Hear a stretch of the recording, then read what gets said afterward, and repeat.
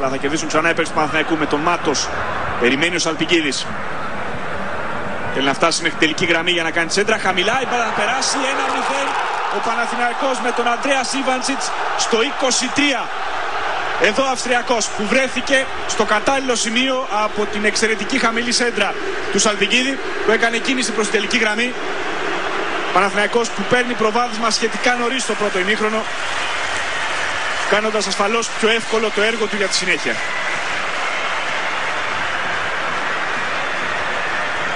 Εδώ ο άνθρωπος που δημιούργησε τον γκολ, ο Σαλπικίδης, που περίμενε υπομονετικά να φτάσει παλαπλάγια, πήρε όσο χώρο είχε μπροστά του, αφήνοντας πίσω του τον Τομασβίλη. Εύκολη υπόθεση για τον Ήβαντσιτς, σωστά τοποθετημένο στο δεύτερο δοκάρι. Αυτή η μπάλα πέρασε από όλη την άμυνα της Δυνάμω. 1-0. Εδώ ο Σαλπικίδης δικαιώνει τον Τενκάτε που τον εμπιστεύεται και για τη δεξιά πλευρά της μεσαίας γραμμής, αλλά ας μην παραλείψουμε και την χαρακτηριστική ολιγορία τριών παικτών της Δυνάμω που έδωσαν την ευκαιρία στον Ήβαντσιτς να χρηστεί σκόρερ στις φλόγες στο Ολυμπιακό στάδιο. Τελέστηκε γρήγορα ο Νίνης, ο Σπυρόπουλος, ο Ήβαντσιτς, καλή κυκλοφορία, ο Μάντσος αφήνει, ο Σαλπικίδης δεύτερος επιθετικός. 2-0 για τον Παναθηναϊκό από το Δημήτρη Σαλπικίδη στο 45.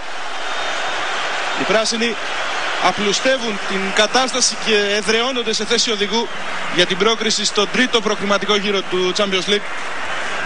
Μπορεί να είναι πολύ νωρίς, αλλά η διαφορά δυναμικότητας των δύο ομάδων φαίνεται χαρακτηριστικά, τουλάχιστον σε αυτό το πρώτο 45 λεπτό. Αυτό που λέγαμε νωρίτερα και με τον Γιάννη Σκόκα.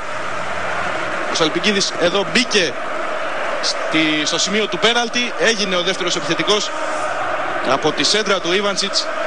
Σκοράρει για πρώτη φορά απόψε, δεύτερο γκολ για τους πράσινους. Άλλαξαν οι ρόλοι τώρα. Ο Ήβαντσιτς ήταν ο άνθρωπος που έβγαλε την πάση, ο Σαλπικίδης εκείνος που τελείωσε την φάση. Και εδώ φάνηκε και η ποιότητα της αριστερής πτέρυγας του Παναθηναϊκού με τη συνεργασία, την άψογη συνεργασία του Σπυρόπουλου με τον Ήβαντσιτς και την εξαιρετική σέντρα εκεί που έπρεπε να βγει, δηλαδή στην πλάτη της άμυνας της Δυνάμω.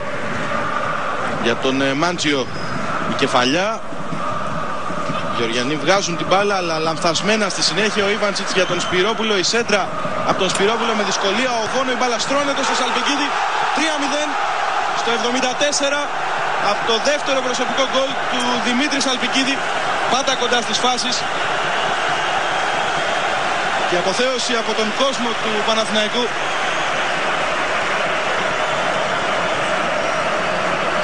Δεύτερο γκολ για τον Σαλπικίδη, έχει και μια assist στο παιχνίδι.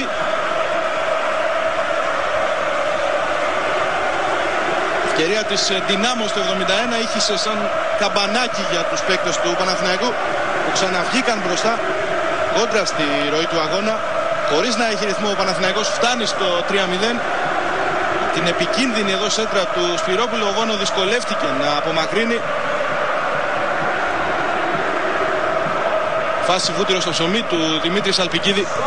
Εδώ τελειώνει τη φάση άψογα με το κουντεπιέ. 3-0. Ο Σαλπικίδης φαινόταν να χάνει τη θέση του στην βασική ενδεκάδα στο ξεκίνημα της φετινής σεζόν. Χρησιμοποιήθηκε στο δεύτερο ημίχρονο στο μάτς με τη Σαρερουά. Πέτυχε γκολ ξανά, όπως το είχε κάνει και στην Αυστρία, και τον εμπιστεύεται ο Τενκάτε για τη θέση του δεξιού μέσου. Είναι σαφώς ο πλέον πολύτιμος του αγώνα μέχρι τώρα.